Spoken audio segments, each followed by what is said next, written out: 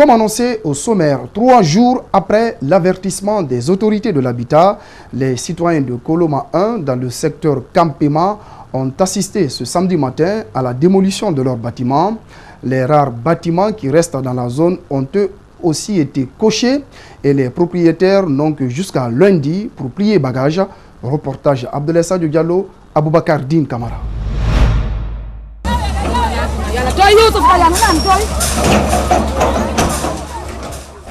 Après avoir fini de raser Kapuru-Rai et une partie de Kipé 2, les bulldozers du ministère de l'Habitat ne sont toujours pas fatigués.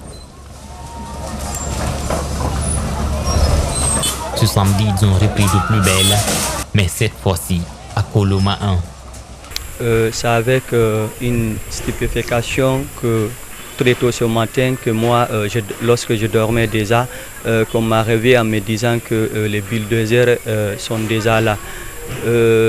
Du coup, ils ont procédé, comme d'habitude, à leur démolition sauvage dans la zone, surtout les maisons qui ont été pour un premier temps cochées. Certains citoyens, comme ce membre du conseil de quartier, vivent dans le secteur Kampema depuis des années.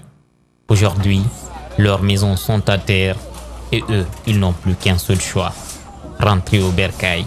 Ils sont gâtés le maison, mais comme moi je suis vivant, je ne fais pas le mendiant à Conakry. Je vais rentrer chez moi. C'est à Pita Bankignel. Comme à Kapuru-Rai et à Kipé 2, les lieux de culte et les écoles sont pour le moment épargnés par les engins démolisseurs. Mais pour ce citoyen, il est inutile de conserver le contenant car le contenu est saché. Vous dites aux gens de quitter, vous laissez les mosquées. Vous dites aux gens de quitter, vous laissez les écoles. Qui va étudier dans les écoles, qui va prier dans les mosquées? Donc c'est inutile, il vaut mieux de démolir le tout à la fois. Certains lieux d'habitation implantés dans la zone survivront encore pour 3 jours. Ils voulaient même démolir aujourd'hui, mais du coup, lorsqu'on est intervenu, on dit nous aussi on a droit de bénéficier le délai de 3 jours. Et du coup, ils nous ont dit qu'ils vont revenir à partir du lundi malheureusement. Ça sera aussi un lundi noir et un lundi de tristesse. Ce lieu de négoce appelé marché Kakimbo est lui aussi à terre. Ce qui explique les cris et pleurs de ces femmes qui n'ont plus où gagner leur quotidien.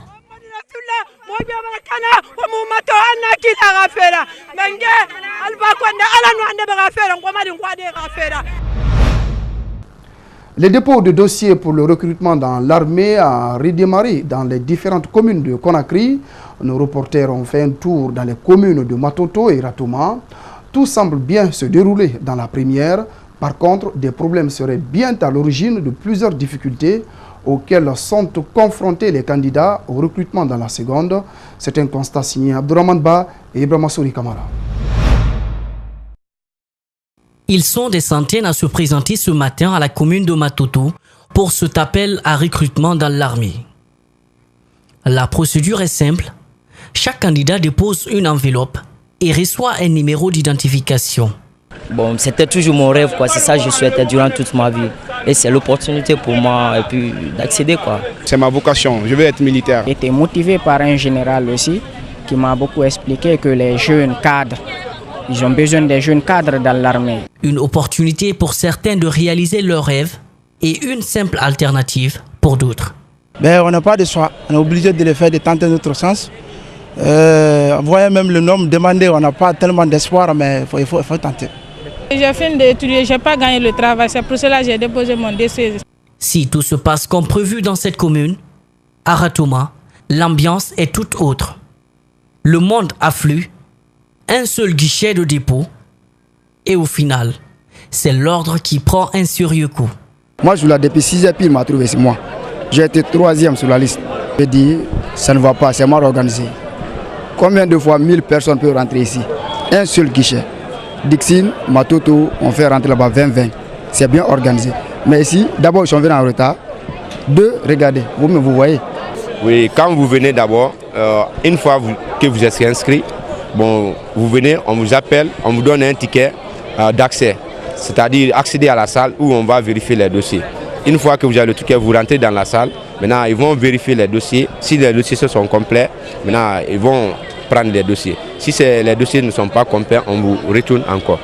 Malgré le nombre très réduit de l'effectif des agents chargés de recevoir les dossiers, ici, le contrôle des documents est obligatoire.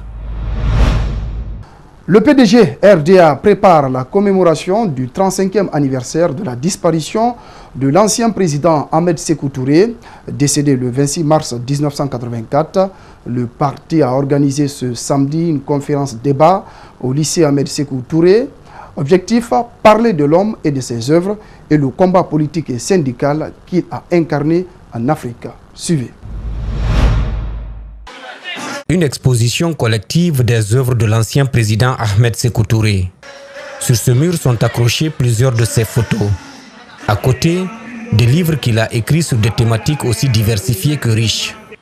Ici, au lycée Ahmed Sékou Touré, élèves, encadreurs, militants et responsables du parti échangent autour de l'homme et de son parcours politique et syndical.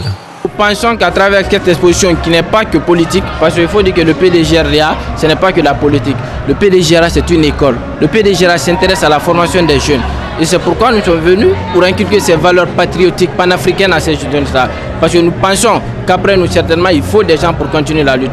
Cette rencontre se situe dans le cadre de la commémoration du 35e anniversaire de la disparition de Sékou Touré, père de l'indépendance de la Guinée. Pour cet enseignant, l'histoire du pays a été falsifiée, d'où la nécessité de raconter à ses élèves la vérité. Généralement, l'histoire de ce pays a été falsifiée. Et c'est une occasion pour eux de connaître la vérité. Cette journée m'a permis aujourd'hui de connaître l'histoire du feu président Ahmed Sékou Touré, qui a été l'homme brave de ce pays. Et je suis content d'être guinéen. Ahmed Sékou Touré, premier président de la Guinée, est décédé le 26 mars 1984 aux États-Unis. 35 ans après sa mort, l'homme suscite et continue de susciter admiration et controverse. L'Union syndicale des travailleurs de Guinée USTG, version Abdoulaye Camara, vient d'être élue à Conakry Terminal et Bolloré avec 70,24% des voix. Il est désormais le nouveau combattant. Joie immense chez les dockers et les collaborateurs. Suivez leurs témoignages au micro de Mohamed Valek Touré et Yacouba Traoré. L'USTG d'abord, c'est l'USTG d'Abdoulaye Camara. Nous l'avons démontré dans toutes les préfectures de Guinée. Nous voulons le démontrer au port et nous l'avons d'ailleurs démontré. Parce que quand nous sommes arrivés ici, il y a des personnes qui disaient que c'est pour eux le port. Nous avons entendu des détracteurs dire que c'est pour eux le port. Nous ne représentons rien. On a voulu donc montrer à ces gens-là, aujourd'hui, puisqu'on a fait les élections hier, et ils ont vu les résultats, n'est-ce pas? Ils sont repartis dans leurs petits souliers. Il fallait qu'ils comprennent que l'USTG, c'est nous. Le bureau exécutif national de l'USTG, c'est nous.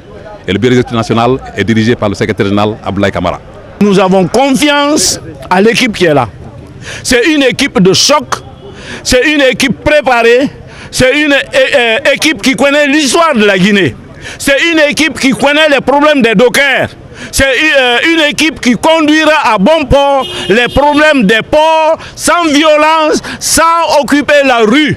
Nous réglerons les problèmes en toute responsabilité avec les partenaires sociaux.